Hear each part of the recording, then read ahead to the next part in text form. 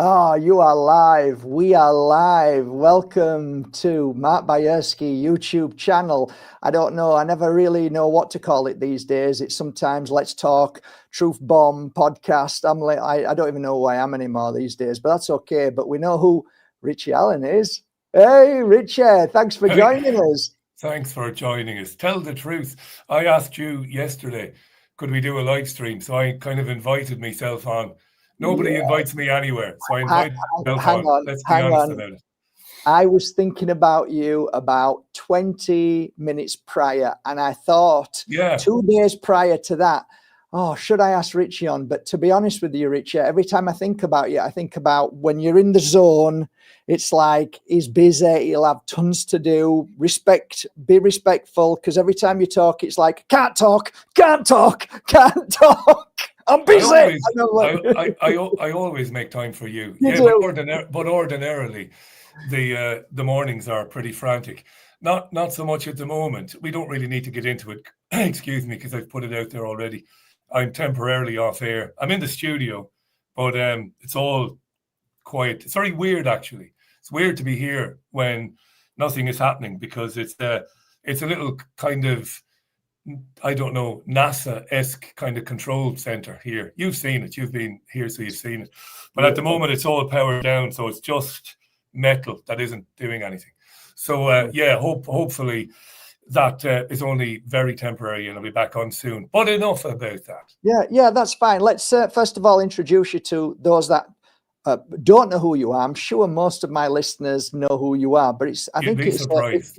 it would be nice to introduce you. So I just wrote a few things out that I found on the internet, which I already knew about you. But you are without doubt an award-winning radio and TV presenter. That is one of the ones that are slowly disappearing, unfortunately. These days, if I observe, all I see these days is podcasters kind of rubbing each other's, egos, and there is no real presenting going on. But Rich Allen is certainly a presenter. He doesn't hold back. He always challenges everybody, but in a really nice way. So I'm sure that takes a lot of years practice. So I also did some research on you, and the Rich Allen Radio Show is the most listened to independent radio show in the world, which is true, and it fascinates me every day. It's brilliant. In the 1990s, I think you in the 1990s, did you do something in Ireland? You had your own show, I believe, in Ireland. You're on, Yeah, right?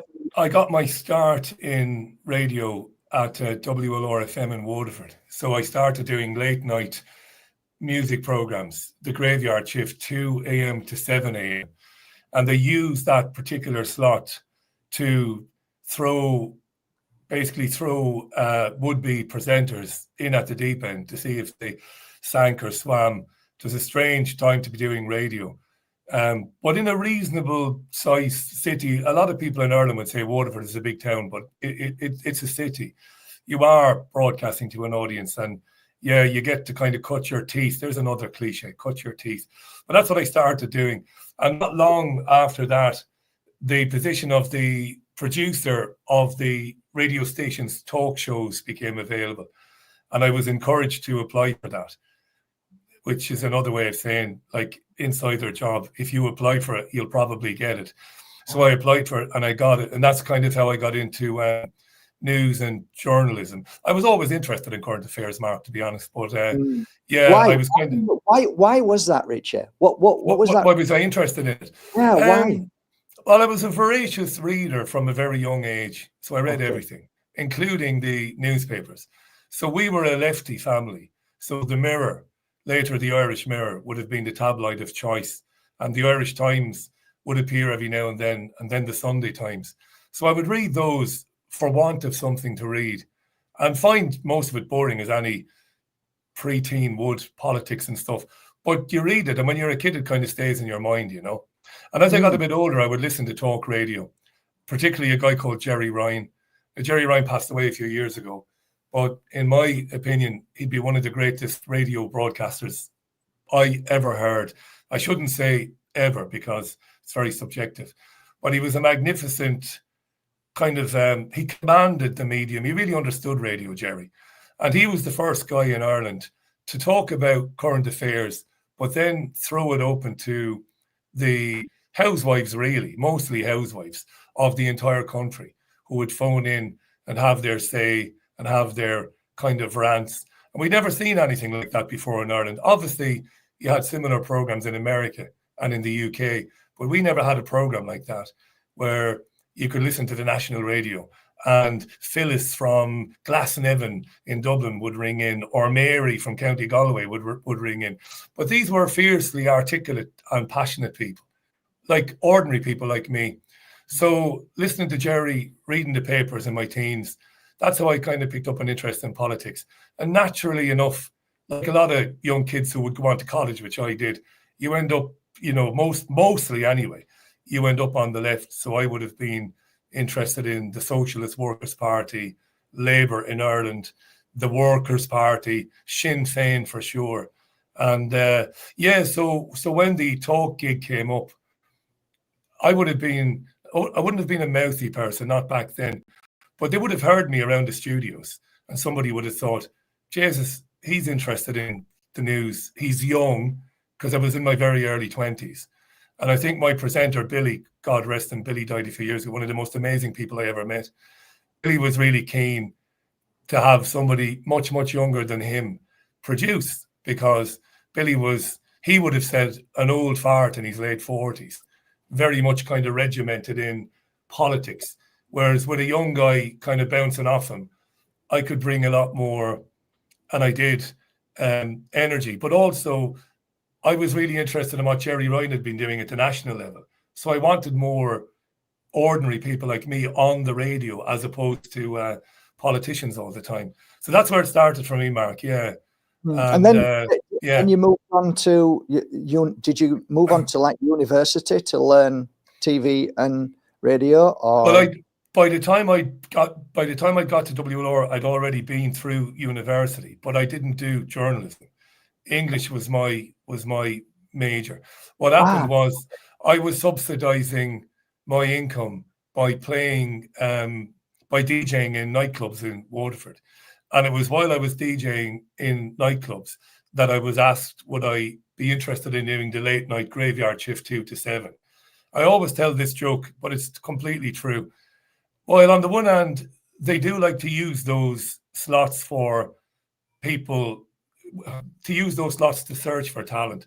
Also putting a presenter in the studio at 2 a.m. was actually more feasible financially than paying a security firm. Now, this is true.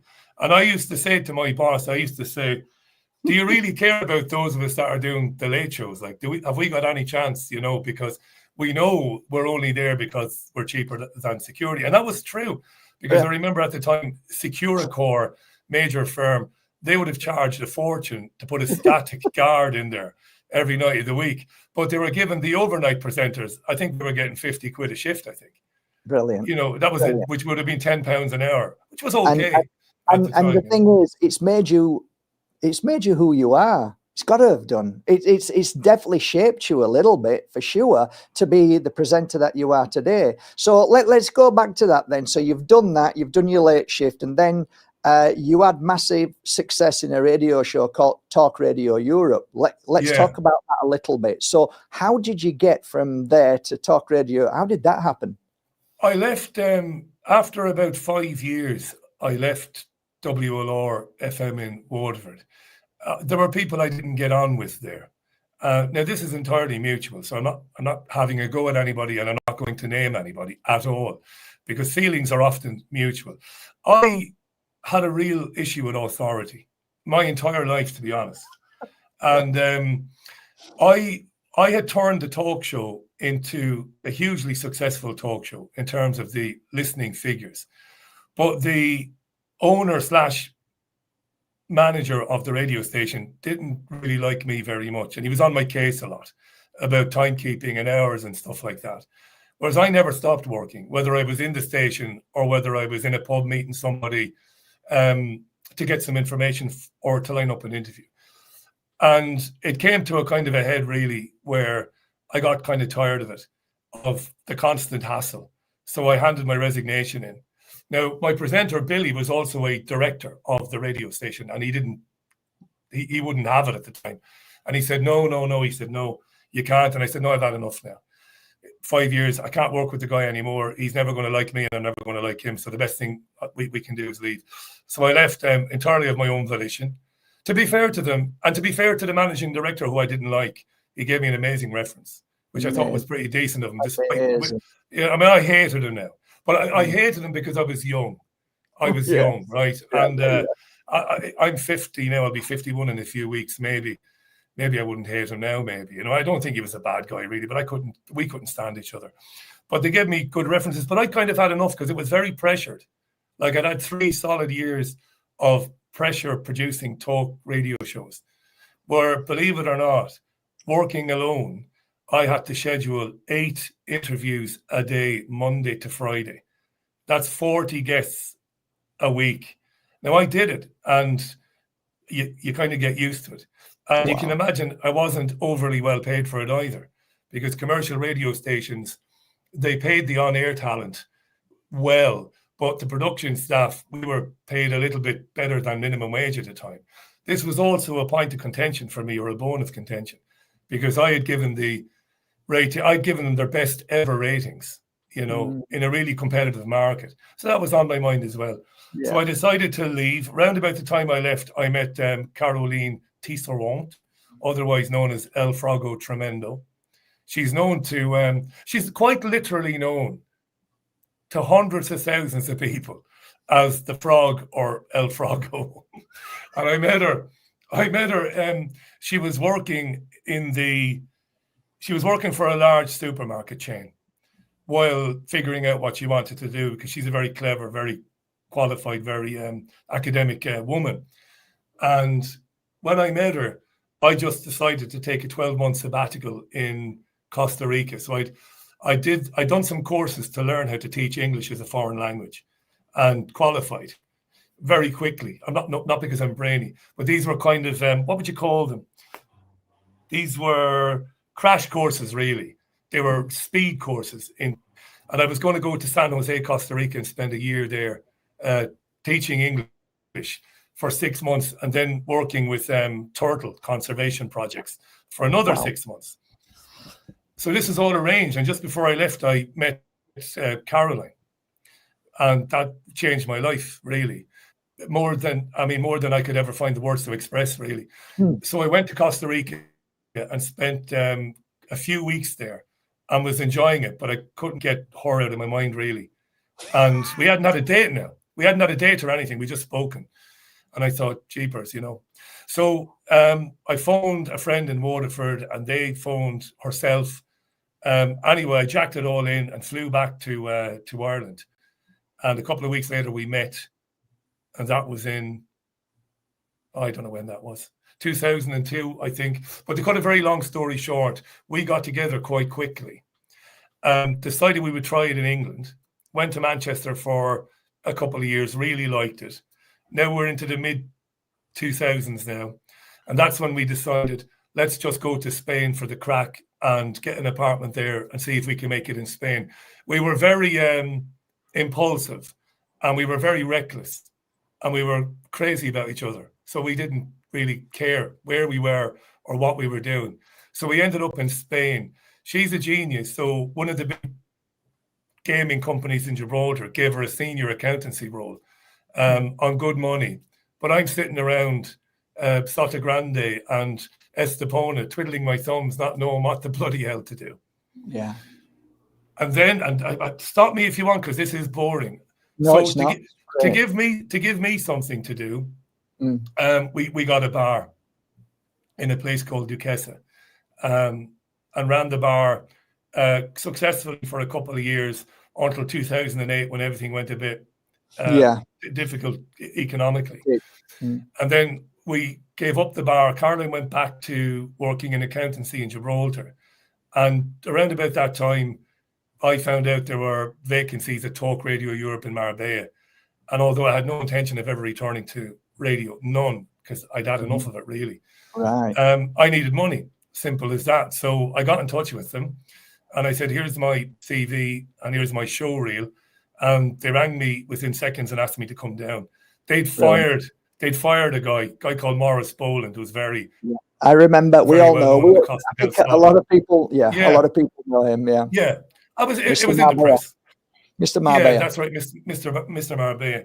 So they'd fired him and there were some issues there. And so I began presenting an evening show for Talk Radio Europe in San Pedro in Marbella, where I did then pretty much what I do now. I think that's fair to say. Could I ask you how that happened then? When you went for the interview, was it on your mind or was it on their mind that they wanted something a little bit more controversial or deeper? Or it was on both of our minds. The guy who was given the job of running the station, which was calamitous, really, because I think a fairly decent guy, but he hadn't a clue. The guy who was given the job of running the station after Boland had been fired, that guy had been doing an evening show himself where he'd been delving into conspiracy conversations and research.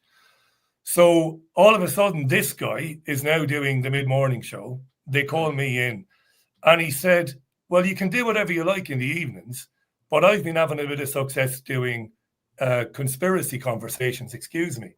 And I thought that's an amazing coincidence, really, because I've been reading books by people like David Icke and Jim Marrs. So I said, I'll tell you what then. I said, I'll do Monday to Friday, 7 to 10, and I'll break the show up into two parts. I'll interview a Jim Marrs type or David. There are many people writing books. We'll find them. It'll wind up a lot of the conservative audience on the Costa del Sol who are probably pissed right up at 9 o'clock on a Friday night. But the thing is, they'll phone in afterwards to say that this is bonkers or that they've enjoyed listening to it. So that's exactly how I ended up kind of doing what I'm doing today now. So I really enjoyed it, yeah. I think I should just interrupt and say to everybody that actually what we're witnessing now on podcasts, all the top major podcasts, Richie was doing back, I would say, in the 90s. Is that correct? Would you say you were one of the first to actually hit those, you called them controversial talk shows, but you were hitting right at the very beginning. Now it's just snowballed and everybody thinks this is all new, and actually it ain't new at all, guys. It's been around with Richie a long time. Don't forget, I came a long time after Alex. So what Alex was doing with InfoWars in the actual 90s was terrific. It was groundbreaking. The Alex Jones that people see today or might come across today, it bears no resemblance whatsoever to the Alex Jones of 20 years ago. He was doing fantastic work then. He really was. He would interview anybody and everybody. And he had the idea that there isn't any way we can vote our way out of it. And he was completely opposed to the whole notion of political parties and political figures. Of course, that's all changed with Trump. And I have been very critical of Alex Jones, but back then he was doing great work. But there were also guys, you'll remember. So you had Maria Heller. Maria was the first one ever to do a podcast. And she was sensationally good, Maria. I mean, she was sensational because she'd been doing a radio show in Brooklyn for a commercial radio station. And she was fiery and she was argumentative. And she'd interview people who she might completely agree with, but she'd go after them and needle them. So Maria was doing it. Then you had a guy called Jeff Rentz. Maybe at the same time, you had a guy called George Newry. You had Michael Rivero. Michael was terrific. So long before me, I deserve no credit here. Long before me, there were guys and women doing it. Oh, I'm talking about in Spain. I was like, in Spain, 100%, yeah. Because I'm in Spain, it's like I'm talking about Spain. But around the world, yes, for sure, there was other people all over the world. But I'm just what I was trying to do is get to to my clients, my friends, everybody that comes here, get to know who you are a little bit. And that's why I was going through the list of where you've been. From there, you went to, in 2013, after you've done your show there on Talk Radio Europe, you moved to London, right, to present was it like a daily show as well? Yeah, we were broke, you see. Talk Radio Europe back then wasn't making a lot of money. It just wasn't. It was a difficult sell to advertisers in Spain. It was just difficult, really. You know, your market is very small. Your expat market is small, and they struggled. There were some good people there. The owner was a decent guy at the time, and the salespeople.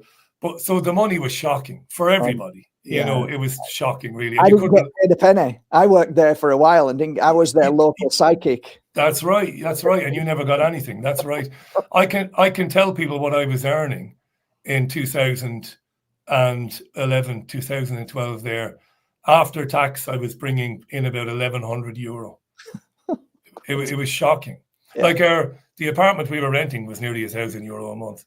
So it was just difficult. Excuse me. And what happened was David Icke had decided that he was going to put together initially a radio station. Called The People's Voice. It was going to be radio initially, maybe with webcams. So I'd interviewed him one evening. We'd finished, and then I hadn't heard from him for a while. And then he reached out to me and he said, look, we're putting together this radio station. We're going to have a meeting about it in Camden Town in London. Would you come and join in? And I said, great. And I was kind of excited about it, you see. Obviously, I was looking for something a bit more sustainable than the radio gig. So I thought, okay, we can do that. So I came to London. Actually, I had to borrow money from Caroline's old man to pay for the flights, believe it or not.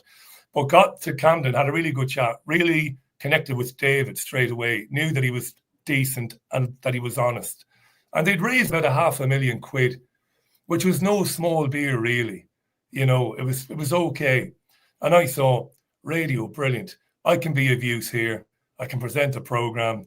I can also help out with training people. Because something I haven't mentioned, it's not really that relevant, but I used to train producers for City and Guilds, right? The training company. I remember it organization. Well. Yeah, City and Guilds, which is a great organization which used to give practical skills to people. So David was excited about this. So I went back to Spain, and in the meantime, somebody decided to ditch the radio and go to TV. It doesn't matter who was responsible for that. It wasn't David. But that was kind of fatal, really, because all of a sudden you were quadrupling or quintupling your costs when it came to production. Producing radio is far, far more cost effective than producing television. In television, you need 7, 8, 9 people working on a program.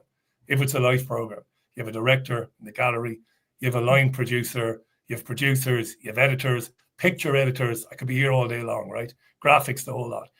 And they bought some old ITV standard definition floor cameras, great big massive things, which was a bit foolish as well, because they were SD and the whole world was moving to HD. Right. So that was a bit crazy. So these were genuine mistakes. But I turned up and I said, all right, if it's going to be telly, it'll be telly. And your listeners, your viewers will know it lasted about 12 months. It was impossible to do television at the scale we were doing it without bringing in enormous amounts of advertising and sponsorship. And we brought in zilch when it came to sponsorship. We burned through the £500,000. Even then, to start a television station back then, you'd need about 50 million quid. Right. That's what you'd need back then to get yourself over the first 12 months while you're not earning any revenue, right? Wow. Maybe 50 is an exaggeration, maybe 10 million. We had £500,000. And of course, there was a lot of knockers at the time. There was a lot of naysayers saying, oh, they spunked the £500,000 up the wall, or they partied like it was 1999. No, we didn't. Nobody did. Because Caroline came in. As it was losing money, they asked Caroline to come and look at the books. She never worked for the People's Voice. She had nothing to do with it. So David said, Caroline, independently look at the books and tell me tell me, how are we doing? Yeah. Carolyn came in, spent 90 minutes looking at the books, and then said to David, can I see you in the pub? She took David for a drink. Caroline said, David, it's over. She said, it's over. The receivers are going to come in. You can't keep making these programs, paying all of these people to make them, and not bringing any money in. You just can't do it. And that was that. And it was kind of a tragedy, really, because I think at the very end, I think we were starting to put some decent programs together, but we never had the money. We never had the sponsorship. So exactly. You need a lot of money to do something like that, Mark. Hindsight's a great thing. What they should have done, because I take my responsibility, we should have done radio with webcams. And the 500,000 might have lasted 18 months. So from there, Richie, you then went to Manchester, and the rest is history, really. Yeah, well, it's funny. Look, so the People's Voice goes to the wall. The receivers come in. I remember giving David a big hug and saying, listen, that's a fantastic effort that you've done there. You know, it's not a failure. It's failed, but it's also been incredibly valuable in terms of what everybody has learned from it, in terms of what you can do and what you can't do, and who you should do it with and who you shouldn't do it with. We learned a lot of that. So again, I had no money. So I began sending my show reels from radio to stations everywhere, all over Europe, everywhere. And amazingly enough, a fairly big commercial station in the north of England reached out to me and said, look, come and see us. We want you to present the breakfast show with a female co-presenter who I met, and she was fantastic. And we hit it off, and it was going to be great. It was going to be very funny. And the money was decent. But Caroline got a hold of me and said, you'll never survive that. Not knowing what you know now and the things you've been speaking about, it won't be long before you get into trouble, or you'll get bored of it, one or the other, and you shouldn't take it, really.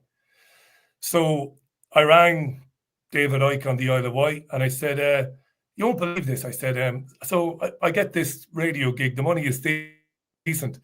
And Caroline says, don't do it. I said, what the hell is this all about, you know? Not in that way, not in, you know, but just kind of in a jokey way, because David and Caroline were like this, you know. Right. And he said, well, she's right, Rich. He said, what you should do is get some equipment. You shouldn't have to spend too much money, and connect it to a stream and do a radio show from a spare room in your house every evening. And I said, okay, that's not a bad idea. And 11 and a half years later, I'm not doing it because I'm in the middle of a technical nightmare, but I will be doing it soon. And then behind every great man, there's an amazing woman guiding us. And with that input of David Icke, you now have the BBG Towers. And like I said, the rest is history. People tune in from all over the world. I can honestly say, hand on heart, that the viewership the listenership is incredible. Why? Because sometimes I go to my website and look at the daily people who click on my website, and it's normally around 200 to 400 a day. Whenever I'm on your show, it quadruples. I remember the first show I ever did. I had I looked at my and I've got like a plugin, and on that plugin it tells you daily views, and I had over 2,900. I remember the first time I came on your show, and it was incredible. And to this day, every time I go on, what you see is this like a heartbeat monitor, and then when it spikes, yours I love hearing that. Thanks for telling me that. No, it's really it's lovely. Because, you know, look, anybody who does anything. Now, there are a lot, I'm sure there are lots of people watching now, or they will watch when this goes up on YouTube later. And many of them will have their own podcasts. It could be news, it could be music, whatever. Anybody who does it, of course you have a bit of an ego. Of course you do. You want it to be liked, and you want it to be appreciated. But that's where I leave it. You know, other than that, I don't think too much about it, and I don't think very much of myself. But I am proud of what you just said. It does kind of make me smile from time to time. I'll have somebody on to talk about a book, and we'll have a chat about the book. In fact, it happened a couple of weeks back.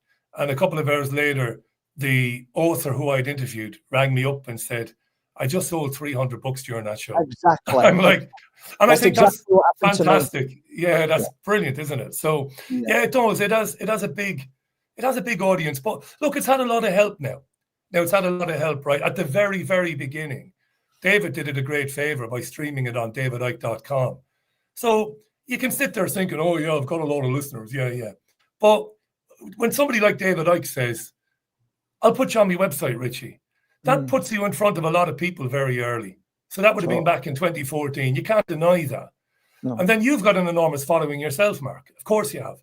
So you come on, and then later on you go and you say to your the members of your website, the members of your Facebook, oh listen, I was on this Irish guy's radio show. They go and have a look. Jim Mars would come on all the time. I became great friends with Jim during the Marbella period. And Jim would go on his own website, which was just massive, jimmars.com. And he'd be like, howdy, partners. Check me out tomorrow night. I'm on Richie Allen at blah, blah, blah. And then he's bringing 1,000 listeners. So all you have to do then is not screw it up. Exactly. So when they listen, give them something that they might come back for. So look. The great Jordan Maxwell. Oh, Jordan as well. Rest in peace, Jordan and Jim. Yeah, they would bring lots of people. I used to be shocked, so early days, it went down maybe once a week. And what would have happened would have been the guest would have told everybody on their own forums that they were coming on. And of course, back then, the Richie Allen show didn't have any money really to pay for the extra bandwidth. So what was happening was, I had the facility for 5,000 listeners. Right. And at the very beginning, most nights there'd be a couple of thousand listeners. I'd be delighted with that. Great, 2,000, fantastic, brilliant. But then I'd introduce Jordan Maxwell and the stream would collapse. Because I remember sometimes. Yeah, because 50,000 people in California who love Jordan Maxwell, who don't give a damn about this baldy Egypt, are, oh, Jordan, I want to listen to Jordan. Where is he? What, richieallen.co.uk? On they go and crash the website. So very early on, we had to put our heads together and think, we need to find some money here to buy more bandwidth. And that's when I found a company in California called Shoutcast, one of the biggest in the world. And they just loved independent. They just loved it. So they said to me, you know what we're going to do, Richie? We're going to give you a massive load of bandwidth for free just because we like what you're doing. And we promise that. And we promise you won't go down again. Because I couldn't afford it. Because they were looking at a couple of $1,000s a month to be able to bring on 20,000 listeners or 50,000 listeners. But they went, we like you. We like the fact that you're completely independent. And now they were billionaires, these guys anyway, you know what I mean? But still, it was a big help at the time. So you said it before to me years ago, nobody is an island. And if the Richie Allen show does well now in terms of reach, yeah, it does. But it's not because I'm God's gift to presenting. Far from it. Nothing like it. It's because there's a lot of goodwill for the program. You can feel it. Every now and then I'll meet somebody. It's very rare. I never get noticed. Tell you what, you really wouldn't want an ego because I never get noticed. Ever. Even I'm in places I sometimes raise my voice, buying a pint and see if there's anybody. But it's a rare thing. But nobody is an island. And there is a lot of goodwill for the program. You see it like last week when it went down and there's just a massive outpouring of, don't worry about it. It'll be fine. You'll be back before Christmas. And then back to normal and the Sunday thing and all of that. So there's always been goodwill for the program. And that you can't buy that really. I mean, who am I talking to, right? I mean, in terms of the energy pouring towards it, it's almost unique. It's positive all the time. And that's been a massive help as well. So, yeah, here we are, 11.5 years. Brilliant. So why don't you take us through a day of the Richie Allen radio show in the morning? Morning. So it's a 4:30 start. 5 a.m. I'm taking the dogs into the local park. They get about 90 minutes in there. While they're doing their thing, I'm listening to Wake Up to Money on BBC Radio 5 Live. I'm not promoting this. I'm not advertising it at all. And then once it gets to 6 o'clock, I'm flicking between Radio 4's Today programme, BBC Radio 5 Live, and I'm listening to Morning Ireland on RTE in Dublin. So I'm flicking between them, and I'm making mental notes about what they're talking about, what they're saying, what they're not saying, what they should be saying. And then I'm filing things away in my head that I can grab bits of audio and stuff. So I'll get back home. The dogs will be washed, usually because it's filthy in the winter here. I will then begin reading the papers, the broadsheets. So the Telegraph, the Times, and the Guardian mostly. I'm reading those while I'm continuing to watch television news.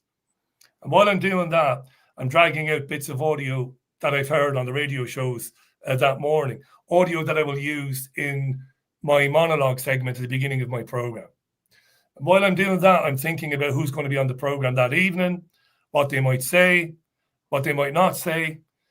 Normally a show like mine would have 3 people working on it, but I do it. And I'm not looking for any credit. You're not multitasking. You're multitasking, and that it just blows my mind because most men can't walk and chew chewing gum at the same time. That is incredible how you actually managed to do that. So just get used to it.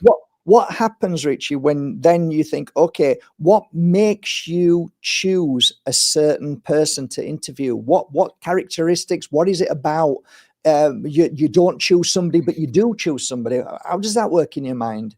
I'm looking for value, really. I'm looking for somebody who's bringing something maybe new to the program, something that we haven't discussed before or heard before. It's not always easy because I think it's fairly obvious to most people the direction of travel for humanity, right, at the moment. But yeah, I'm looking for somebody who's got a bit of personality to them, somebody who won't mind a bit of an argument if it comes to that. Like I said, bringing a bit of something new, maybe a fresh perspective on things. I mean, I'm pretty open. I will receive a dozen or more a week emails with recommendations from people. They'll say, "Oh, get your man Mark Boyarsky." Does that bother you? Does that bother you when you get lots of people saying you should have this person on? No, because that's human nature, isn't it?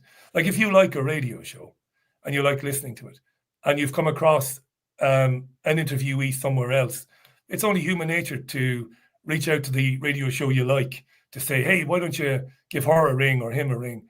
And generally, most of the time I do. Most of the time I will reach out to the person. How many who's been recommended. people do you reach out to that if you say like out of 100 people in a month, how many people would turn you down and how many people would say, "Yeah, I'll come on"? In general, what would be the average? Yeah, I used to think of it as kind of going fishing. I suppose 20% of the people invited on will respond to you one way or the other. Right. To either say thank you, yes, or thank you, but no, it's not for me.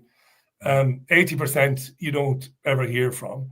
There are loads of reasons for that. Wow, that's amazing. People don't check their spam or junk folders because they're getting an email from somebody who they've never been emailed by. Right. I say this to your viewers: check your spam and your junk often before you delete it. So there is a bit. There is that. Yeah, it's like going fishing. Some people will, and then some people just won't want to come on. They don't feel there's anything in it for them. There are people who they're not interested in being on radio shows. They have a book out and they're like, "Well, it's all in my book." Like, all right, fair enough, and that's that. There was a period around 2019 to 2021 when I was getting a lot of knockbacks from people, but that's because the show had been in the news quite a bit during the COVID stuff, and I'd interviewed some politicians, some famous ones, to challenge them about lockdowns and stuff. And then the national press talked about the Richie Allen show with the usual caveats, he has on anti-Semitic people and he has on racist people, this sort of rubbish, which scared some people off coming on the program because they didn't want to be tarred with the association. I mean, I remember I interviewed Desmond Swayne, the backbench Tory, the old Tory guy, and we had a bit of a back and forth about COVID lockdowns and stuff. This would have been in late 2020, and Swayne was called into one of the whip's offices. A Tory whip called him in and said, if you go on the Richie Allen show again, or a show like that, you'll have the whip removed. Namely, you will not be able to sit as a Conservative MP. So that's the sort of garbage that was going on. Anne Widdecombe, who was a long-time guest of mine, I used to think her not as a friend because I'd never met her. I'm not stupid. I always keep that separation. But as a decent contact.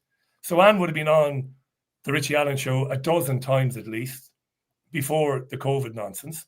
She would have been on with me in Spain many a time. And then she came on with me during the COVID nonsense, and she was phoned up by the Daily Mail, and they said, what are you doing going on with that conspiracy radio guy, who also is an anti-Semite kind of a thing. Right. And it's so dangerous, or at least the perception for people like Anne Widdecombe is this could be career ending. She did a terrible thing, really. She denied any knowledge of me. She said, I went on the Richie Allen show that one time. I had no idea who he was, she said. And I didn't know that he was anti-Semitic. So, of course, I emailed her, obviously politely, and said, what's it coming to? When, I said to her in my email, I said, the stupid thing you did was to deny that we knew each other, because they've only got to go and look like. Exactly. It's all out there, all the old podcasts and stuff like that. But I said, I thought you were a bit more stoic, a bit more committed to free speech and to free discussions. I would have expected, I'm not beating Anne up now. I'm not. I think she's a decent sort, I think, to be honest with you. But I would have thought she would have said to the Daily Mail, I'll speak to whoever I want to speak to. I slammed the phone down. Write what you want, you know what I mean? But that whole anti-Semitism thing is so scary for people. Not so much now, though, in light of what's been going on in Gaza in the last 3 and a bit years. I think they've overplayed the anti-Semitism hand. But then it would have been a problem for me, because if I was interviewing, or if I was trying to interview anybody in the public eye, I was getting knocked back all the time, all the time. But that was fine. You can't move the mountain, you just walk around it, don't you? Totally, Richie. So let me ask you a question then, Richie. What's the one thing you wish more people understood about your work and your show? I wish it's never going to happen. I'd like more people to become aware of the difference between journalism and commentary. Most of what we receive now, online or through our DAB, radio, whatever, most of it now is commentary. It's effectively echo chamber stuff. And I wish more people would become aware of it and realize how dangerous it is, So whether it's talk radio or LBC radio or GB News, even the columnists now writing in the broadsheets, the content has become incredibly polarized. And they've turned journalistic organizations into echo chambers. And increasingly, people are finding their programs, the programs that they want to hear or watch, and they're choosing them based on what they're hearing from their presenters or the guests, and embracing them so long as what they are hearing is what they completely agree with. And that's incredibly dangerous. Like, it's beyond dangerous. But I think that ship has sailed. There isn't anything I or anybody else can do about that now. I don't think. I think the reason why people listen to you is for that very reason, though, Richie. The fact that they listen to you because you're very different from everything that you worry about, and people can feel it. There's an instant feeling when you're listening to your show that it's raw, natural, it feels live, it feels uncut. It doesn't feel like a weaponized system. It doesn't feel like somebody's selling something to you or somebody's trying to shaft you or lie to you. It genuinely feels like true stories and real debate. And that it's gone, Richard. There's nowhere else. I haven't seen anywhere else. I've looked. I haven't seen a show like yours. No, I mean, look, there are content creators out there with millions and millions of viewers, that make the Richie Allen show look minuscule by comparison. And whenever you criticize them, you've got to be aware of sounding like it's some kind of sour grapes or envy when it isn't. So that's the preamble. So the likes of Rogan and Carson and Owens and these people, it's a terrible watch for me. I can't watch these programs, even when the guest might be of interest in terms of what he or she might say, because what we have really are kind of mutual appreciation kind of society. I don't know, events where the podcast host, and again, some of these have millions of followers, are sitting there massaging the egos of the people there. I hate people who do this, interviewing, right? And not really getting stuck into their thought processes, getting stuck into their ideology, how they form their opinions, whether anything they're saying might not be true or could be open for further exploration. There isn't any of that anymore, and it's terrible. And but the thing is, Richie, when there is moments of that, because there are every now and again, somebody sent me a reel a few months ago of Tucker Carlson talking to the head of whatever it is. Is it the owner of Palantir? Somebody died or was killed, and he questioned them as if to say, "Did you kill him?" Right? All right, I didn't know that. Like he basically said, it needs investigating, and everybody was in shock and horror. And I'm like, this. We all need to start doing things like this. People are accountable. It's like when I come on your show, you'll give pushback to certain things, and it's important because you only get to know somebody for who they are when you challenge them, or else people can go on podcasts and say what they want unchallenged. If they're challenged, you'll see a lot of people not going on podcasts. Yeah. I think it's like David used to say years ago. It's a shame the interviews I did in the very, very beginning with David Icke are not available anywhere, because they'd shock people now listening to them today. They would shock people, because I would give them a proper chasing. I mean, I remember I listened to you in Talk Radio. Radio. Yeah, but and he had no problem with it, so long as he got time to answer. That was his whole thing, really. I have no problems with somebody coming after me, because I remember he'd done something with Richard Littlejohn when Littlejohn was on Sky News, and it was just car crash. Littlejohn had brought him on just to insult him and to belittle him, and in the end, David walked off the show, not in any cowardly way. It was just funny. David looked at Littlejohn and said, "I've had enough of this nonsense, Yeah, absolutely. If I can't speak, what's the point in being here?" So when I arranged the first interview with him, I said, "Look, I've read one of your books and I like it. I'm interested in it, but there's a lot of stuff I don't necessarily get, so I'm going to go after you." And he said, "You can do what you want so long as I get time to speak." And that was that. Yeah. That's not asking a lot, is it, really? I think it is not. On mainstream, it's deliberately done that way. I'm sorry, we've only got 30 seconds. Well, I'm sorry, you only got 20. It's like, what? Yeah. What are you talking about? You've only got 20 seconds. Yeah. You've got all day, relax. And then you realize it's got nothing to do with that, right? You're 100% right. Well, take mid-morning on any commercial station. If they're doing talk, they're going to schedule 6, 7, maybe even 8 guests, as I did when I was producing Billy back in the late 90s, early 90s. And you're leaving yourself no room really then, for a more in-depth conversation. Some of this is deliberate and some of it is just practice. It's just standard practice, Like I used to fight with my presenter, Billy McCarthy, back in the day. And I would say, why are we booking 8 interviews? Why don't we book 4 and leave 15 minutes free or 20 minutes free, and I'll get a listener to come on to have a go. But Billy was regimented in the old school and he feared the lack of structure. Yeah. Like he would look at 15 minutes and if there wasn't something in there, he'd be like, well, I'm going to be on air for 15 minutes. And I used to say to him, well, talk then, and I'll find somebody and throw them onto you. I'll throw somebody on air to have a go at you. He had no problem with that, but he didn't want the uncertainty. And no commercial station wants the uncertainty.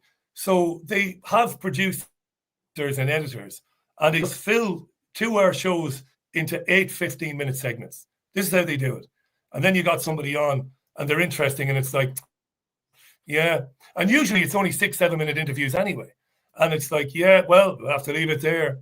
You might be having a walk, you might be having a run, thinking, Jesus, there's load left there.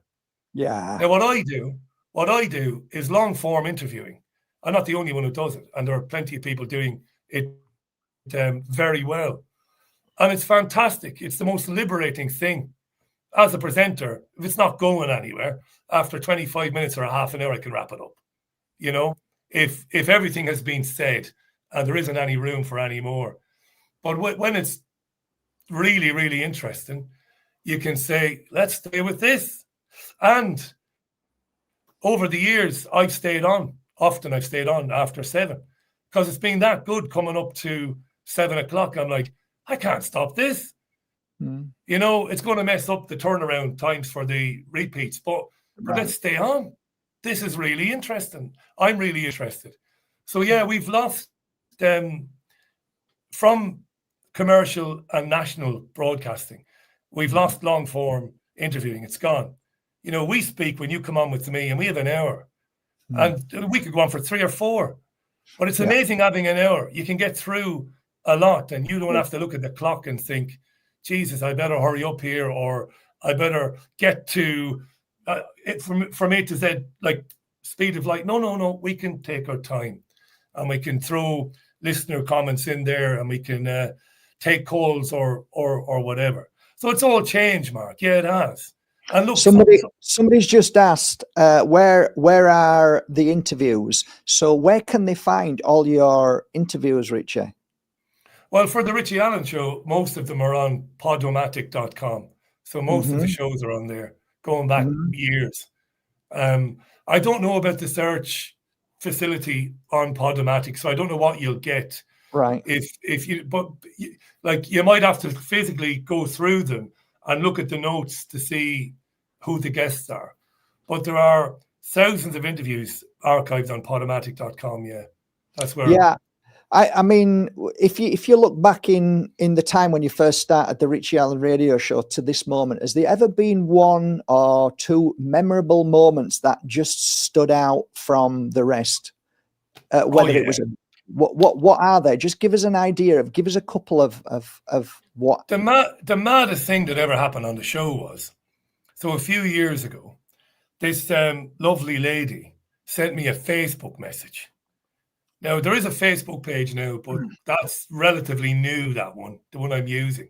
I used to have another one, and like everybody else's, it got deleted and all of that, But a few years ago, I'm going to Facebook messages, and I see this message from Susanna Small. And I look at the profile, and it looks legitimate. And she's a pretty lady, big smiley face on the profile. And she says to me on Facebook, I'm in a mental hospital. I've been sectioned. Wow. And I want to come on your radio show this evening. So I said, really? And she went, yeah. So I said, this is like typing, right? Typing. It's my Peter Kay moment, typing. So on Facebook, we're not speaking. So she says, yeah, I'm locked up here. And I says, why? And she says, I was annoying my doctor, or I was challenging my doctor about vaccines, not the COVID vaccines. This happened before the COVID thing. and I was going on about medicines and big pharma, and the doctor got annoyed and sectioned me. So the men in white coats came along and took her against her will to a psychiatric facility. And I said, but you still have your phone? And she went, yeah, they haven't taken my phone off me. So I said, what's your name and where are you? So she gave me her name and the name of the facility. So I said, thanks, Susanna. So as I'm typing to her, I phoned the facility, right? This is like 4:30 in the afternoon. So they answered. I say, hi, my name is Richie Allen. You won't know who I am, but I'm an independent journalist. Have you got a Susanna Small staying there at the moment? Staying there, right, against her will. Has she been sectioned? I'm not asking for any details. It's none of my business. But somebody from there claiming to be her says she is there. And to be fair to the duty nurse or the sister or whatever in this facility, she said, yes, we do, but I can't tell you any more than that. I said, no problem. So I said to Susanna, right, give me the mobile number then, and I'll put you on the air at 5 o'clock, which is what I did. Not knowing whether she was as mad as a box of frogs or what it would be like.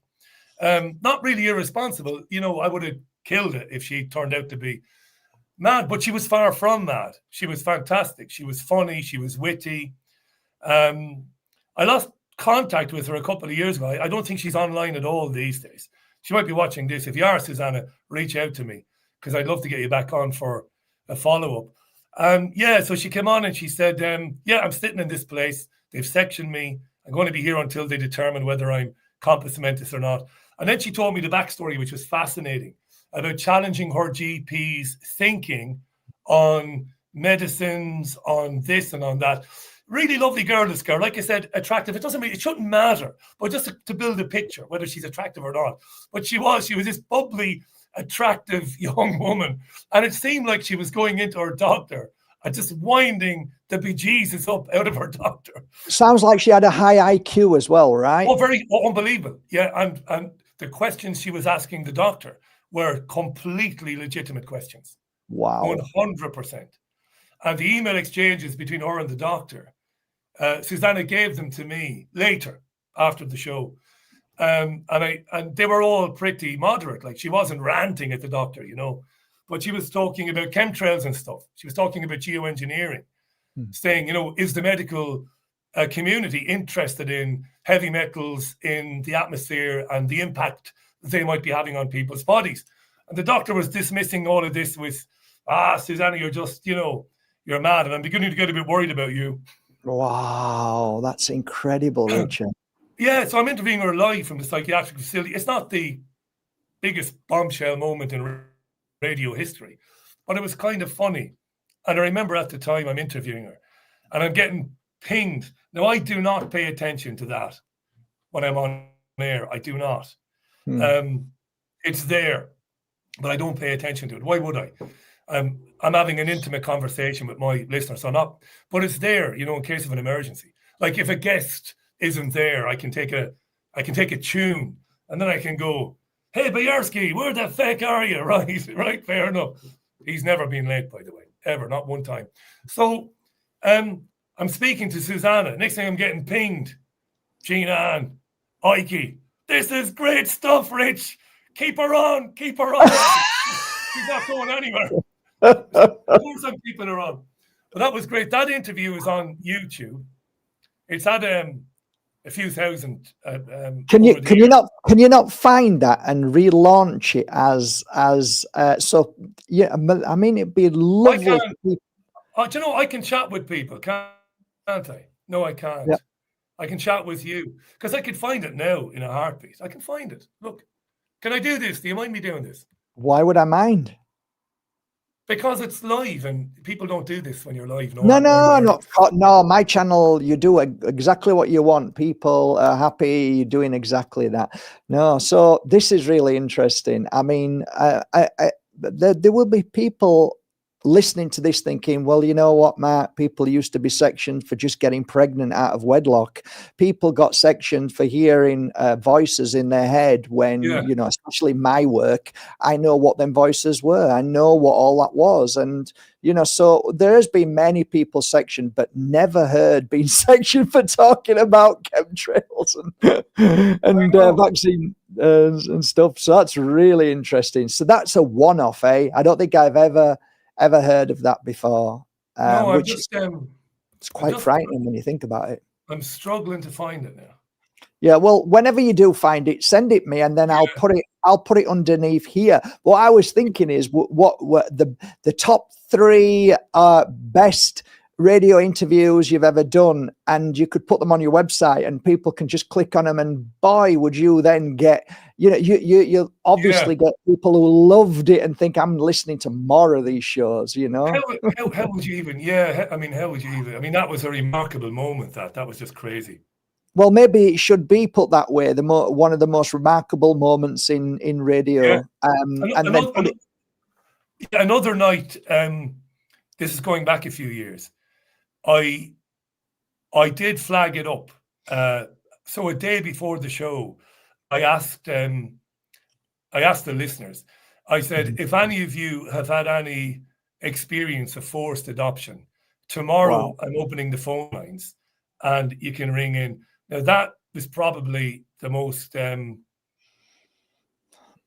I don't know how to say. If I say amazing, it sounds very callous.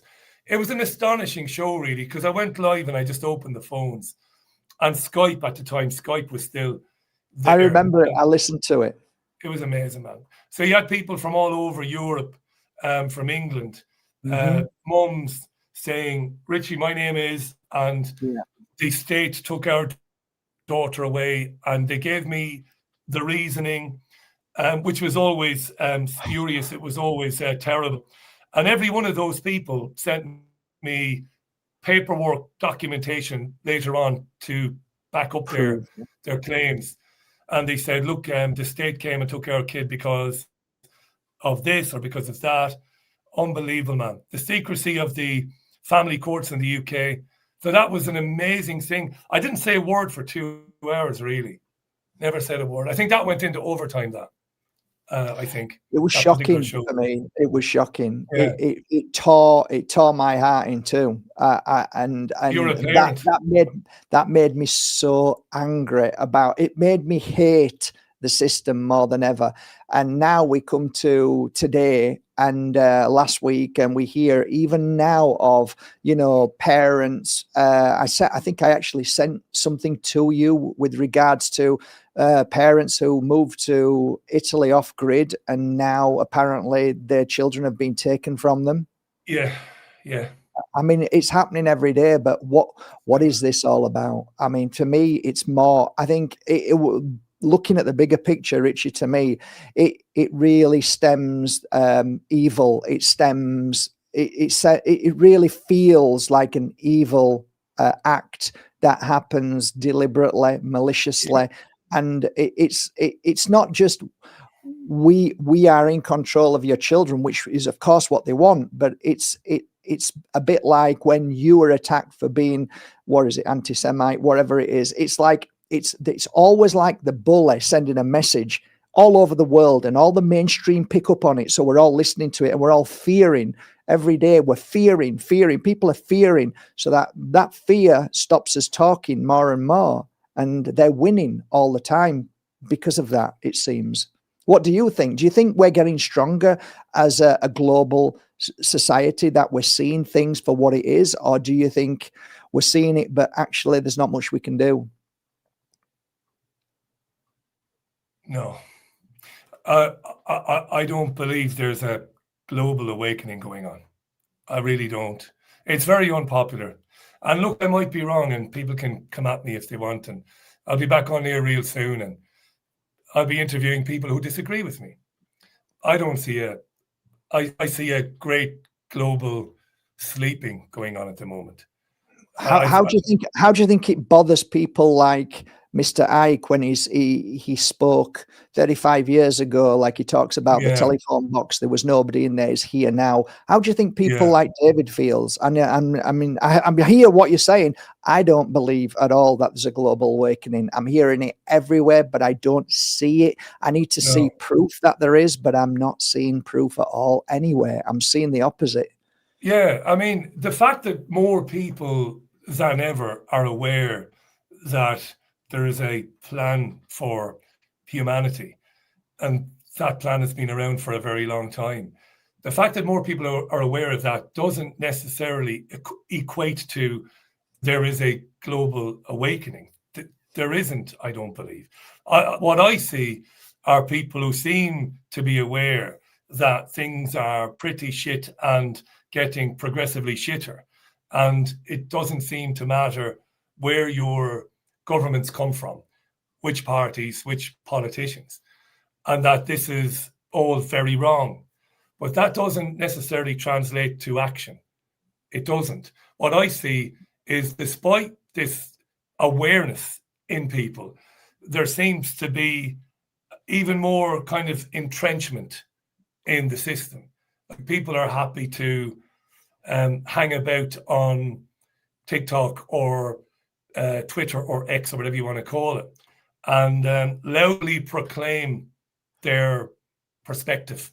It's a lot of bitching. That's what it is. It's a lot of people bitching. Yeah, and Facebook and Twitter, then it basically then takes you or takes the digital you and directs you to the appropriate echo chamber. That is what happens ultimately.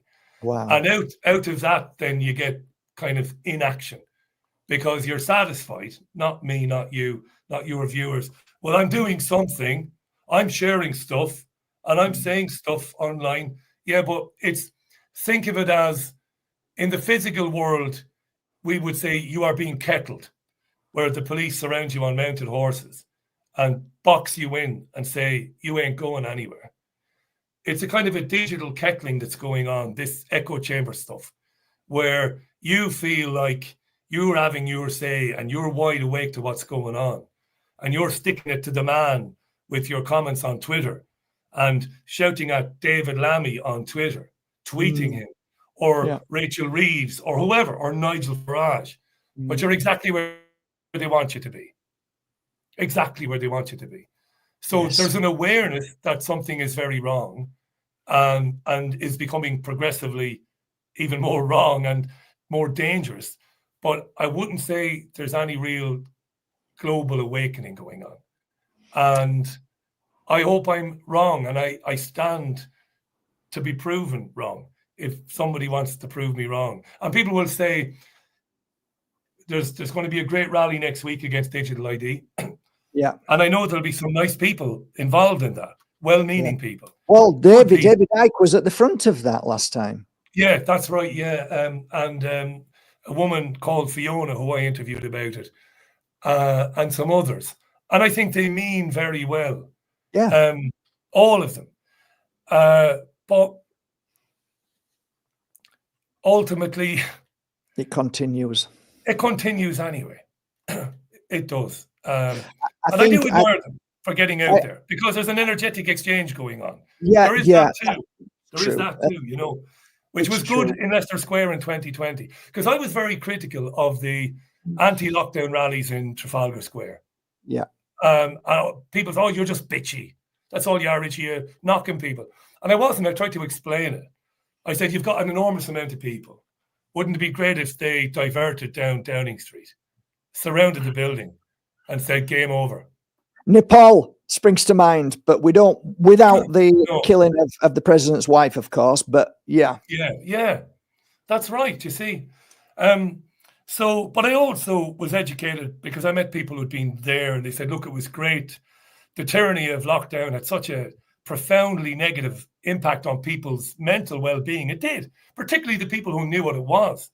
I mean, the people who knew what was going on in 2020. Actually, Richard,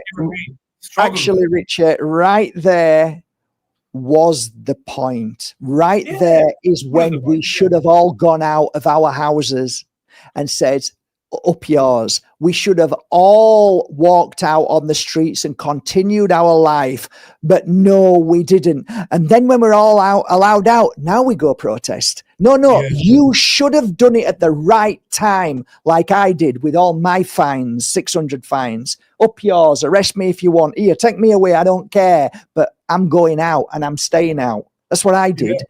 Nobody else. No, you did. Many. I mean, I was either. I mean, I must have been blessed. I was never fined.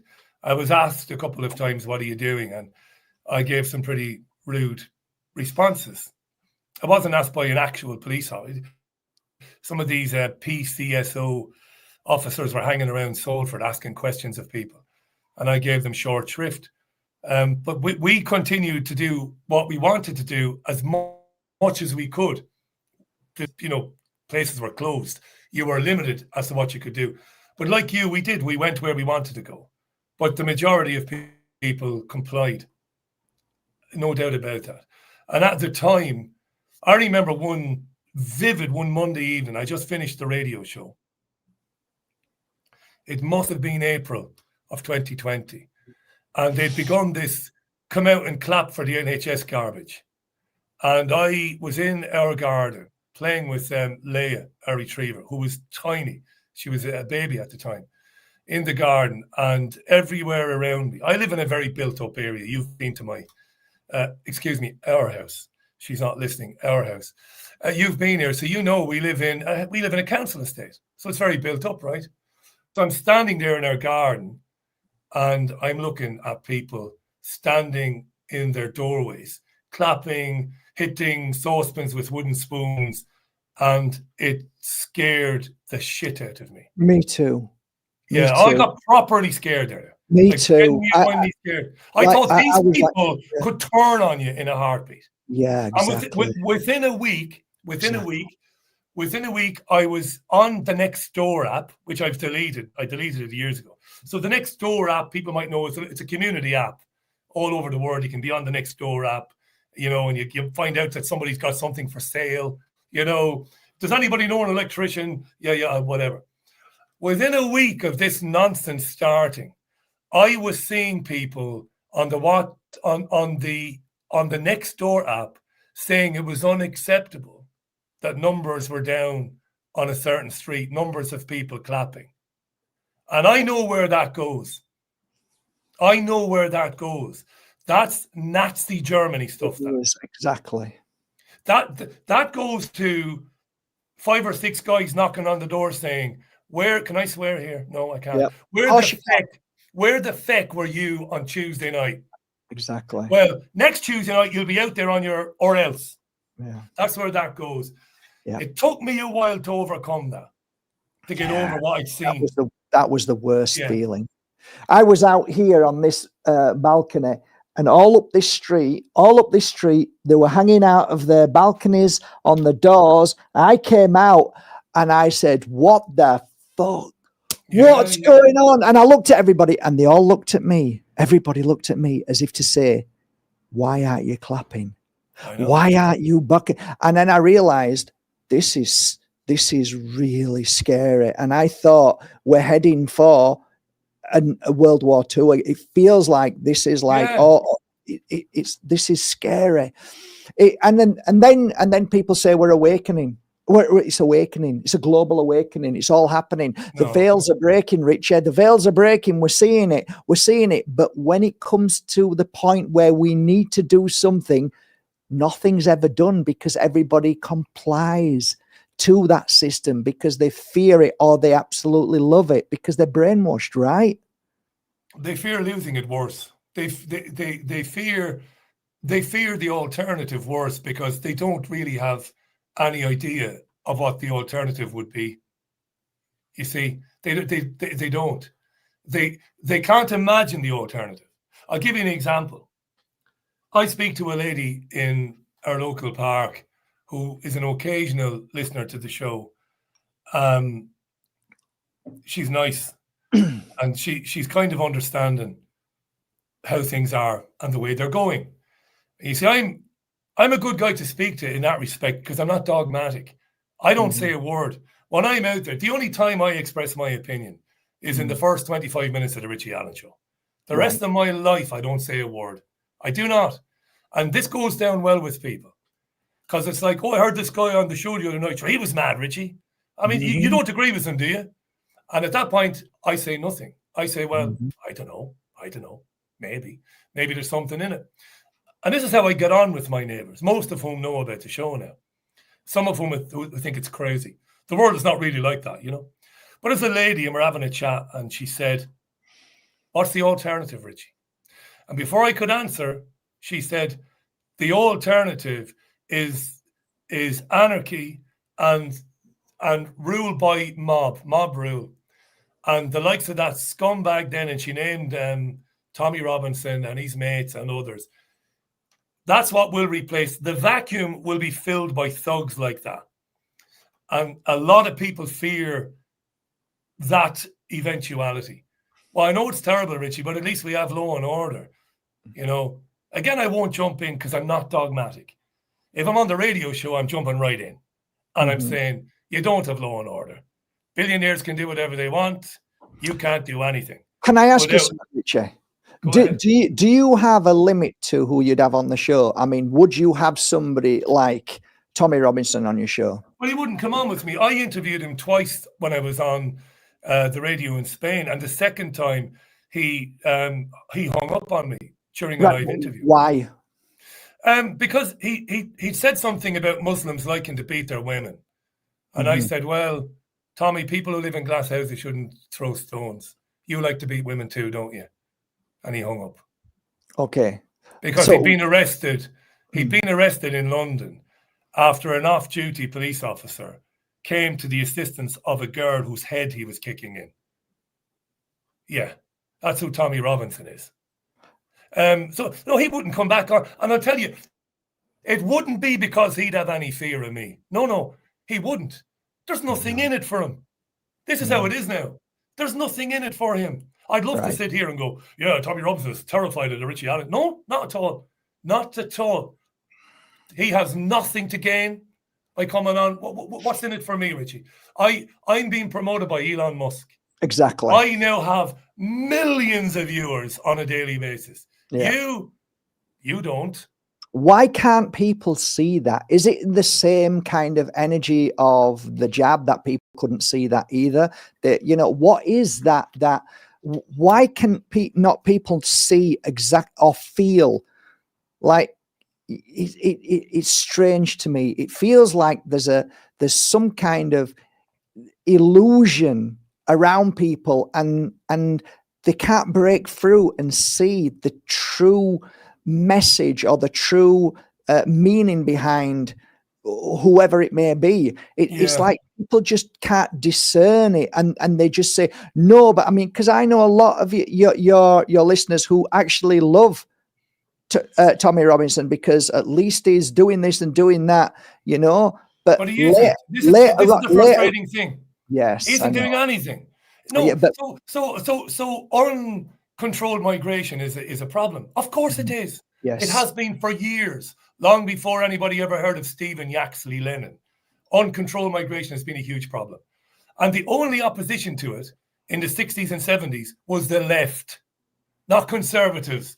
The left opposed it because the left understood, trade unionists knew, well, it's the richest fuckers in the world who want to open the fucking doors to every country because then they get cheap labor, right? Workers' rights go out the window. Yeah. It's always been a problem. There was never any left-wing support for open door migration. Open door migration has always been about one thing, in my opinion, and you know this, we've spoken about it for years. It has always been about divide and conquer. Of course. And it works. So people gravitate towards Robinson and people like him because they buy the Kool-Aid, this idea that Robinson is standing up against it. No, he isn't. Robinson is out there day after day after day, promoted by the biggest social media companies in the world, telling you that Islam is an insane ideology. Islam is not compatible here. multiculturalism, all this crap, right? And it's easier for people to dial into that and go, yeah, even though none of it is true. I live around British Pakistanis, British Iraqis, British Iranians, who've been living here for years and years and years and years, right? Yeah. It's easier to buy Robinson's bullshit than step back and go, Jesus, yeah, they're letting a lot of young lads into the country from parts of the world where we could go into this another day. There are reasons why there is nothing for young men in many of these countries. And that's because this country here, Israel, the United States of America, and others, bombed those countries back to the Stone Age for the best part of 50 years. So there's nothing else for these men. Nothing other than get out and go north and hope to settle somewhere and make a life for yourself. But it's easier to go with the binary choice kind of tactic of somebody like Robinson, the either or. It's black and it's white when it isn't. It's a very complex issue.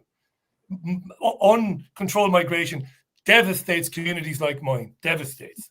And to a certain extent, it does make people a little bit less safe in some of those communities. Because some of these young lads coming in, they will be problematic. Of course they will, if nothing is known about them. And this has to be dealt with. The majority of them are coming here to try and earn some money and to build a new life for themselves. Why is it happening? Who's driving it? The very same people who fund Tommy Robinson are driving it. There's the irony. My take on it all is, like you said, that if it's anything to do with politics or anything to do with religion, it will be publicized all over the world. Why? Because those two things always separate everybody, but keeps them in the program. That's it. If you are somebody who sees through the bullshit of all religions is all about separation, and I don't believe in politics whatsoever, left, right, center, whatever, then you are a danger, because you are trying to pull people away and from that very system. That's how I see it. Well, that's it. That's exactly right. Look, people who share our perspective have been, I mean, I saw, I'm not sure David tweets on his own X. I think it's done by committee, I think. But somebody tweeting for the David Icke Twitter account or the X account pointed out again the other day the limitations being imposed on the accounts of people who have built up decent-sized audiences, and his is ridiculous, his audience, as opposed to the promotion being given to anybody who is keeping people or who wants people to remain plugged into the party political illusion, you see. Heavily promoted against heavily restricted. Yeah, 100%. There are very few people, in fact, I don't know of anybody doing a daily radio show who's exploring those ideas that we explore, that ultimately it doesn't matter who forms the next local authority in Salford. It doesn't matter a damn who makes up the next government in 2029 or 2030 in the UK. It doesn't matter who's in. The agenda will proceed. Sometimes it proceeds a bit more quickly. Other times it slows down a tad, but it's always moving in that authority. The government always gets in. The government always gets in. Always. That's right. And one of the ways they have kept people, I suppose, off of that track has been through sex, drugs, and Man United, of course. Bread and circuses, right? Number one. And number two, identity politics. Get them murdering, not literally all the time, metaphorically, murdering one another over things that don't really matter. Identity. And then at the same time, just completely ignoring a mass genocide, as if, hey, what's happening? Nothing. Come on. It's insane, eh? It's insane. But By the way, I'm watching my hands. By the way, I also, don't do the I don't do these very often, so I'm watching my hands no because problem. I might accidentally do a Masonic symbol or something, or a Masonic sign. Yeah, that again, He's a Mason. that in itself gets a little bit too much as well. I think, you know, It takes falling me up. down the rabbit hole can be quite dangerous. I've seen this now. We need to find a balance of all of that. But Yeah. just let's get back onto the Richie Allen show. Where do you see the Richie Allen show going? What are your wishes and dreams for the Richie Allen show in the near future? Well, it has to be financially sustainable. That's Mark always has a, been gonna be a challenge, though, because of your conversation and your topics. yeah, yeah, and the state of the economy. Well, it's not that, And Richie. You're not a party to Labour, or you're not a party to, you no, know. what I was going to say was, obviously, when things are as difficult for people financially as they are now, shows like mine, shows that depend on listener support, are going to struggle a bit. I've struggled in recent times with the financial side of the show. We've talked about it. Mark, by the way, over the years, has been unbelievably generous in supporting the show. I'll never forget it, pal. It's been fantastic what you've done for the show for us. There's been one or two others too. I won't name them because then you forget to name somebody who've just been a gift to the show. But it's difficult. It's becoming more and more difficult because while the audience is growing, it's not growing as fast as it used to, but it's growing still. And I wouldn't have lost listeners. Support, I'm finding it difficult to generate. So, as mentioned on a recent radio show, next spring, I'm going to put the show behind a paywall for the first time. So that's the future of the show. Next spring, yeah. I'm surprised you haven't done it a lot sooner, to be honest, Richie. To be fair, you and one or I've two others mentioned it a long time ago. I'm surprised you haven't done it. You know, for me, it's just, I know when I hear you, it's like a break in the voice when you're saying, come on, guys, please try and help the show a little bit. It's not what anybody wants to do, but a paywall, I think people will be more than happy. More than happy. I mean, like, it's going to be, I think you're going to generate a lot of people. I think always a good thing to do as well is do little tasters, give a little bit of free samples and say, watch a little bit of this. And if you really want to go in depth, then send them over. But I think your main followers, I think, will definitely come. I mean, it's going to work out at about £3 a month. Yeah, it's nothing. It's nothing. It's nothing, mate. No, and that will give people access to the daily live show. It will continue to be live. If they can't hear it live, they'll be able to listen back to it on demand on the website. So that will give them 4 live radio shows every week. I do a music show on a Sunday morning. Excuse me. That will always be free to air. So that will always be there for anybody who wants to listen to it. That's not part of the package, really. And we'll see how it goes. I mean, it might be May next year when this begins, you know. So there's a bit of working out to do. The website has to be built properly to cope with it. It's a big deal moving to a model like that. You know, it's got to be an appropriate website. So that's the immediate future. That's good. I think that's really positive, and I think you're gonna feel more comfortable. You're not gonna feel as stressed about, you know, each month, because I think people don't understand. If they haven't run a business, they don't understand. I mean, they'll understand that, you know, when they're at home and they've got the bills to pay. Well, times that by 10. Times that by 10, because when you run your own business, things just come in from nowhere. Equipment breaks down. Just you know, the most difficult things can happen at times, and if you're relying on people's generosity, it sometimes it's not easy, Richard. Keep asking. It's like, it's difficult. Yeah, and this is one of the reasons why I very rarely mention it, because it's never been a comfortable thing for me. But look, it's done well and it's held its own for years. Obviously, you've helped a lot, but listeners have been generous over the years, and I appreciate it so much. I can never find the words really, and I get emails from people saying, "Richie, I used to support it, but I can't anymore. I'm just flat broken. The cost of living." I see it here. Before I came on with you today, I have an itchy nose. What did I say about an itchy nose? It means you're going to have a fight. No. There's a thousand. If you look in psychology, there's about 30 different reasons why you have an itchy nose. There's like tons and tons. Yeah, I don't bother with shit like that anymore. I used to do, but it's like going on what's it called, Google, saying I've got this burn, this mark here, and then they say, oh, it's probably cancer. Probably cancer.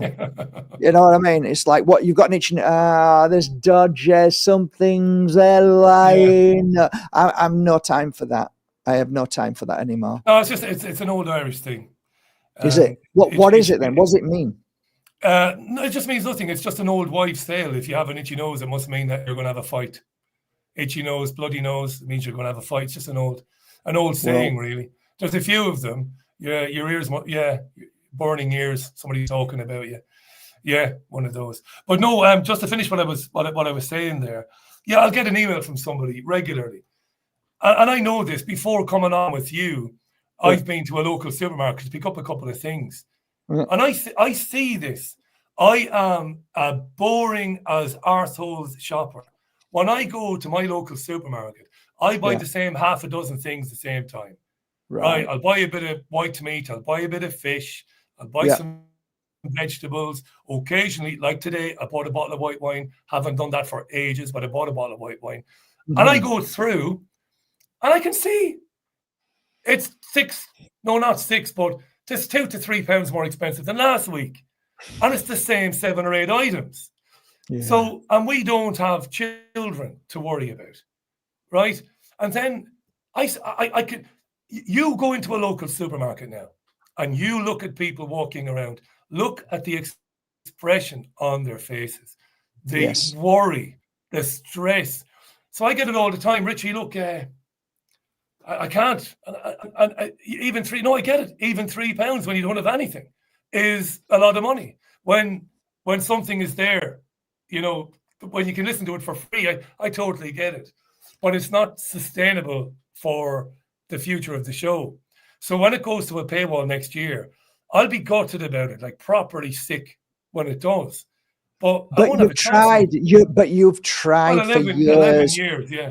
You've done. I mean, you've done well. 11 years of free content. Come on, that's amazing. The fact that you have to go to this now isn't by choice; it's by necessity. And it mightn't work, by the way. And it mightn't work. We don't know. Yeah, and if that's the case, then you go back to whatever. But at least you've got to try these things. No, but that's an important point. If I can make that point, it's very important. Yeah. Go on. Because if I don't make it, it's going to sound like a threat, and it isn't a threat. No. If it doesn't work, like if it goes behind a paywall, and it's not sustainable, well, with a completely, I don't know how to say this, with a complete sound state of mind, I'll say, well, that's it. Happy days, and I will go and do something else. Can I ask what you think about the next thing? No idea. No. It wouldn't be in broadcasting anyway. No. If the Richie Allen Show doesn't succeed next year, I will have to think pretty hard about what I would like. No, and I asked you that psychologically because if you would have said to me straight away you knew what it was, then the chances are the show would be over. But when you said no, I have no idea, meaning that you don't even want to even go there. I know what you want. You want this to be a successful show. You want, millions and millions and millions of people to sign up, and then we're all happy. Can you imagine it? No, I couldn't, Richard. But yeah, just, as long as it's enough to be able to say we're covering all costs, and I get to go on holiday and eat every day, it's not a lot to ask when you look at all the other podcasters that are making gazillions out of advertising, out of selling their souls for whatever company they're working for that day. The thing is with you, I know this is a fact. You've turned down umpteen people that wanted to advertise, and you think, no, this isn't what I want to present on my show, and that shows integrity. You're not a soul seller, and that's why. Thank you for saying that. Thank you for saying that. A couple of years back, it wouldn't be known because I wouldn't say it on the show, but Mark would know. If I said it on the show, nobody would believe me. But a guy selling alternative health products from Boston reached out and offered me an absolute fortune.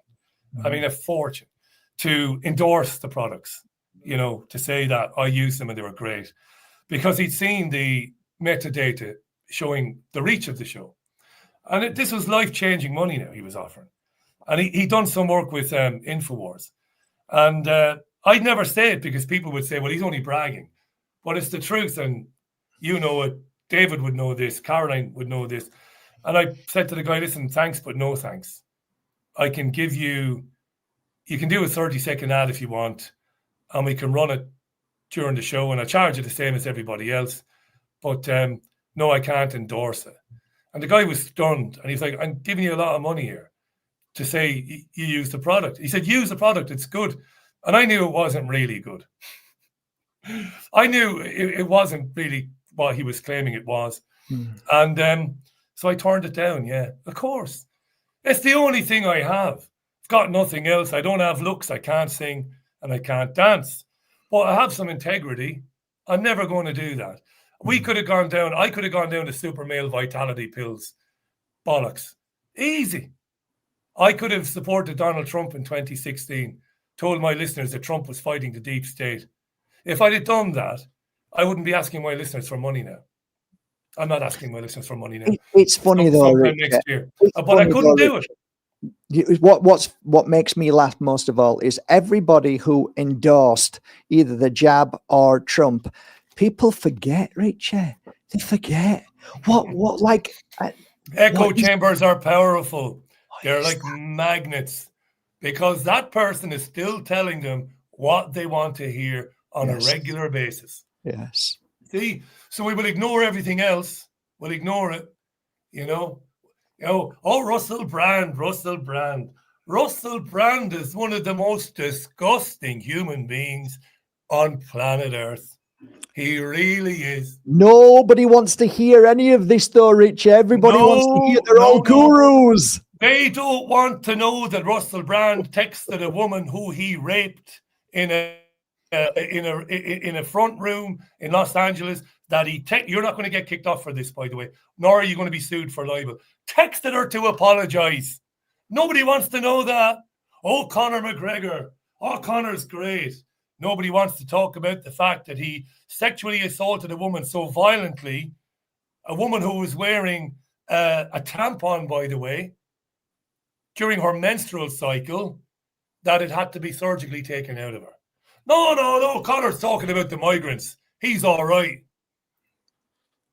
He's going to run Ireland, isn't he? Yeah. Wouldn't say it to his face, though. No. Yeah. I'd have no problem saying it to his face. Anybody who says to me, he's talking amazing. He's saying all the right things. I would just say anybody who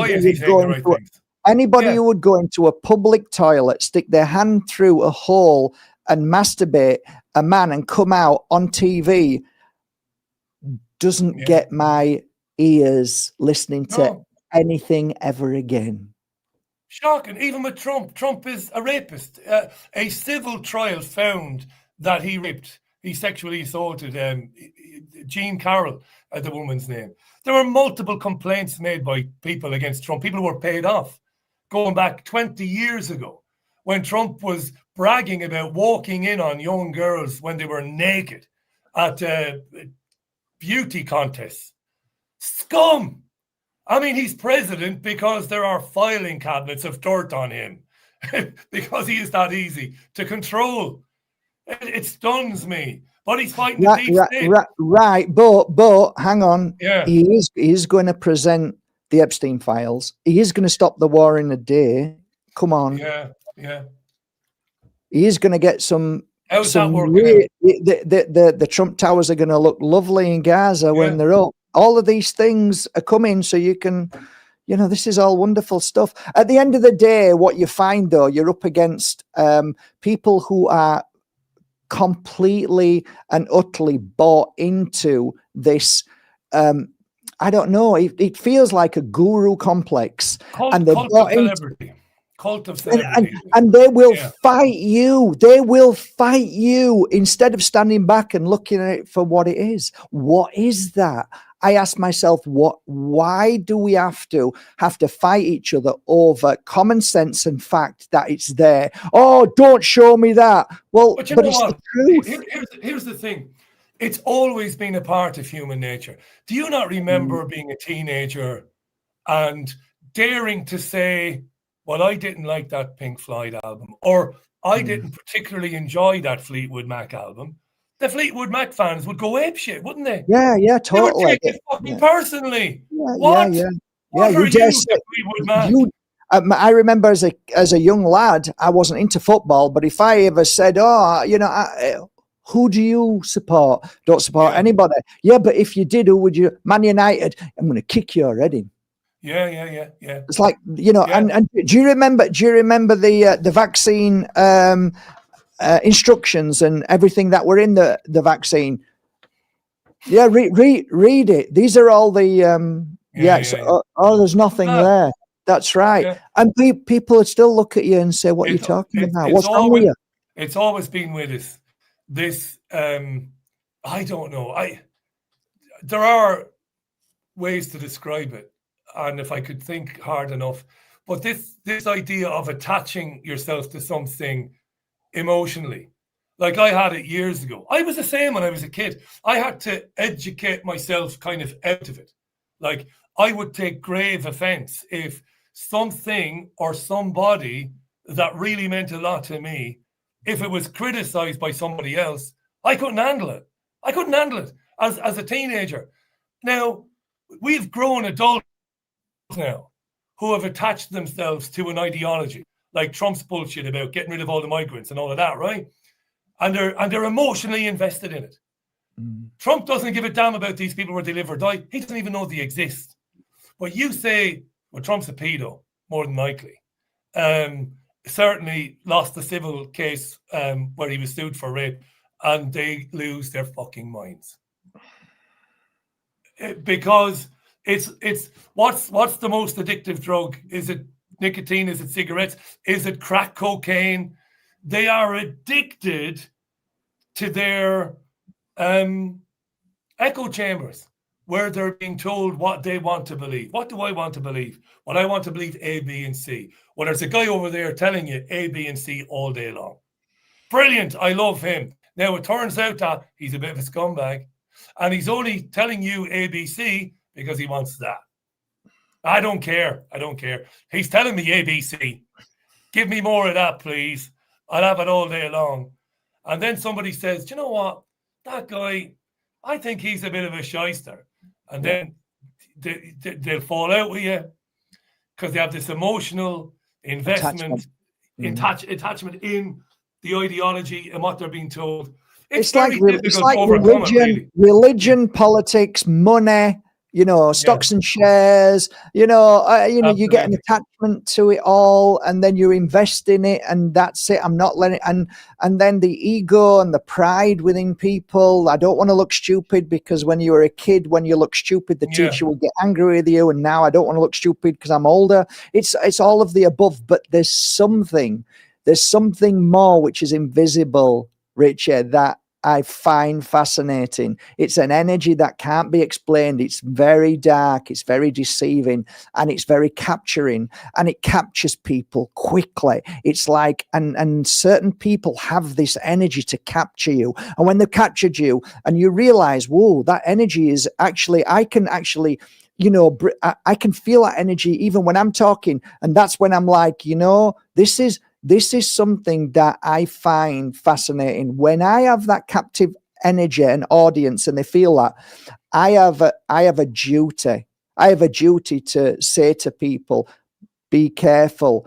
Don't fall for it. Don't fall for the gurus. Don't do it because it's going to affect you. You're going to wish you hadn't.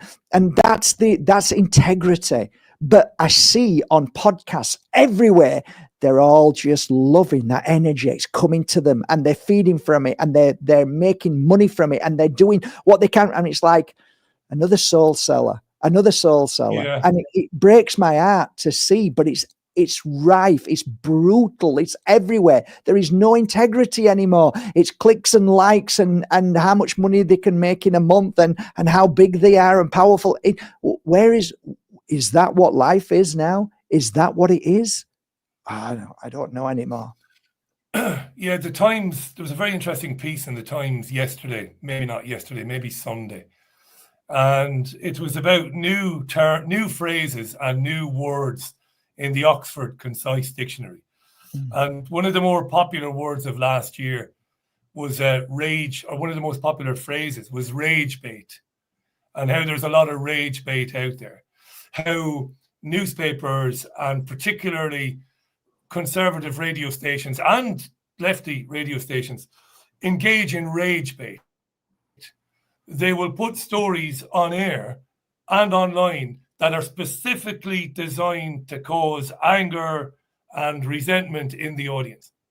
And from that, generate an enormous amount of clicks, right? Likes, follows, the whole lot, all of which is monetized, by the way.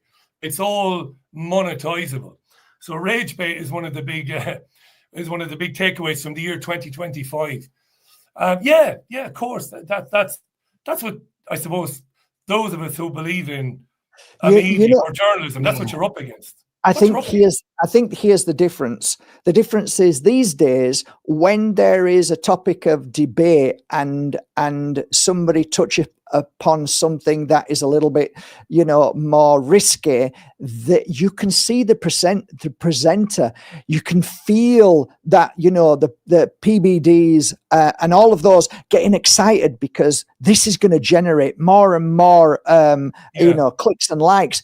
Whereas when you did an interview with, let's say, Ken O'Keefe and you challenged him, that was, for me, I could feel you were physically and emotionally upset over it in the sense of, this isn't really, what I want to do. This isn't about clicks. This is about telling the truth, exposing something that was real. And that's the difference. That's why I supported you, because you were different from the rest. This isn't about clicks. This is about integrity. This is about what's right and wrong. And that's what makes you different, as far as I'm concerned, than anybody else that I've watched on radio.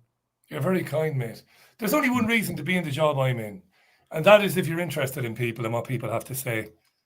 That's about the size of it.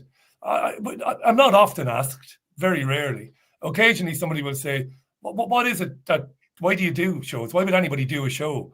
And I say, because I'm interested in what people have to say and why they formed their worldviews, how they came to think as they think.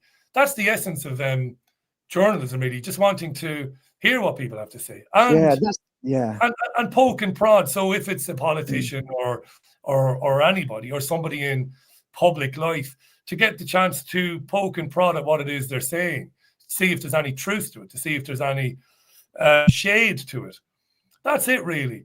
I never got into doing what I did for recognition. And anybody who knows me, and particularly the people I've worked with over the years, they would say, some of them would say that I'm a bit of a bollocks, that I'm hard work and whatever. Of course, 100%. But none of them would say I was ever in it for recognition or fame. Never in a million years. I'm not interested in it. Not interested at all, No, that should never be motivation. And I don't think it is entirely motivating a lot of modern day podcasters. Sadly, I think their motivation isn't the fame. I think it's the money, I think. Yeah, I think it is. It's monetizing the content. I tell you what it is. It's the new energy of addiction, instant gratitude, instant shock, instant whatever it is. Like, tell me the juiciest thing. Tell me, like, so that it's like we need to feed the audience with even more exaggeration, even more, clickbait, 30-second message of, did you hear this story? And that's the monetizable. That's the monetizable part of it. So that's exactly what they do. That's exactly right. The more outrageous I can be, the more I can fill my podcast up with people who maybe are more popular than me, right? The more I'm going to advance, and the more monetizable my content will become. And when you're in that model, when you're only interested in growing it because you want it to be monetizable, you then, whether you know it or not, you're actively or subconsciously seeking out the thing that will generate more. Exactly. So business model. That's right. That's exactly right. So that type of business model, that person is not interested in long form open discussions about what's going on in the world and why. They're only interested in, this is going to get me 100,000 clicks. I can find a little bit of video of some black looking dude in Piccadilly in a state of distress. I can whack it on BitChute or I can whack it on Twitter, and I can put a heading on it, and I can put multiculturalism is great, isn't it, lads?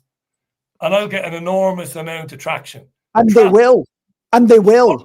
100%. And they will. Absolutely. So this is it. So this is how it works. Charlie Veitch was in one of the papers during the week. Not the Manchester Evening News, but he was in one of the national papers as well. Veitch a guy called Charlie Veitch, he's a Scottish dude, I believe. Years ago, Veitch used to go out on the streets and do interesting vox pop videos where he would interact with the public and they would speak about anything. And he was decent. It was decent content, decent stuff. These days, Veitch makes a fortune by, I would say, stalking some of the most vulnerable people. And I'm not some fucking lefty woke person now, but people with addiction issues, people who are homeless or whatever. I shouldn't say whatever. I'm not being dismissive of homelessness. But we'll film them in where the people are not really at their best. And he will interact with them. He will try to get a rise out of them. These are people now lying around on streets in Manchester, right? And then he will put that on YouTube. Oh, I'm surprised he doesn't give him £1,000. Oh, no, God, no. No, Veitch would be... Do you know what I mean, though? Look, £1,000. Yeah. £1,000. No. You don't have to, because Piccadilly has deteriorated in recent years in Manchester, and it's become very run down, and it has attracted a lot of people who are really down on their luck. There will be people who will argue, if you've got yourself addicted to methamphetamine or whatever, people will say, well, it's your fault. Of course, in reality, it's far more complex. People coming out of abusive relationships, people who are sexually abused as children, who self-medicate with drugs. It's very complex. But these people will hang out in Piccadilly, and they're not at their best. And that's what I mean by they're vulnerable. And guys like Veitch, and there's a guy from Liverpool, will go and seek these people out and try to film them in where they're agitated, in a state of agitation, or where they're becoming argumentative, or where the police are interacting with these poor creatures. And they'll whack this shock shit up on YouTube, and hundreds of thousands of people will watch it. And let me finish this. It's important, Mark. It enriches the content creator, but it also educates a whole generation of new content creators. This is what we do. This is how you do it. You want to put content online, we'll do it this way. Yeah, and that's what we're up against. By the way, I've got to be gone by 1. All right. I just thought I'd tell you. No, not this minute, just by 1, yeah. Can't believe how quick that time has gone. Yeah, absolutely. So there was a wonderful man that used to come on your show, and never heard of him before, and then I heard him and fell in love with what he was saying, and up to this day, and he's gone now, he's left this world, and he was called Jordan Maxwell. And Jordan Maxwell says, you get the government you deserve, and you deserve the government you get. And I believe that is exactly what's happening with the new online people who are doing what they're doing. You basically, you're getting what you deserve, and you deserve what you get. This is the reality. And that's why the Richie Allen Radio Show is a breath of fresh air. It's unique. It's stood its ground. It's got roots which are tied up in integrity. And it always brings on people that are speaking real life true stories that are not explosive, but they are real life, which need to be tackled and looked at. And that's the difference between you and them, Richard. And I just want to say, and we have a few laughs too. For anybody who doesn't know the show, if this is the first time you've ever seen me, there's a lot of light relief in the show, a lot. Especially Sunday morning melodies. We have to mention Sunday morning melodies is a breath of fresh air. A breath of fresh air. I'm hoping I get some news later on or tomorrow morning about this desk. You can tell before we do end. And by the way, I asked Mark to do this. He didn't invite me. I invited myself on. But it's nearly 1, and I've got an appointment just after 1. I was just going to say that's gone out of my head now. So it must have been nonsense. It's no. But at the end of the day, Richard, I just want to say thank you from everybody who loves the show and loved it from day one.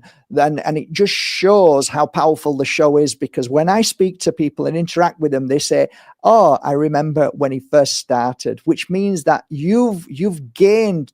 It's not just people coming on and going. It's you've got a solid foundation of people who've loved you from day one, which shows you everything. It's more powerful than any other way of looking at algorithms and all that. You have an amazing support who have gone with you from day one right till now. That shows how powerful the show is to me. So I just want to leave it at this. Thank you so much, Richie. Thank you, mate, for having me. For doing everything that you do. And listen, have a break, have a Kit Kat, relax. Don't worry, that it'll come when it comes, and then we'll be geared up and ready to listen to the next Richie Allen show. And whatever you decide to do, I honestly say this from everybody, we will support you in any way we can, because we love the show. We love it. Thanks, Richie. Thank you for everything. I'll speak real soon. And thanks for today. It's been a blast. Yeah, thanks, Richie. Take care, buddy. Bye.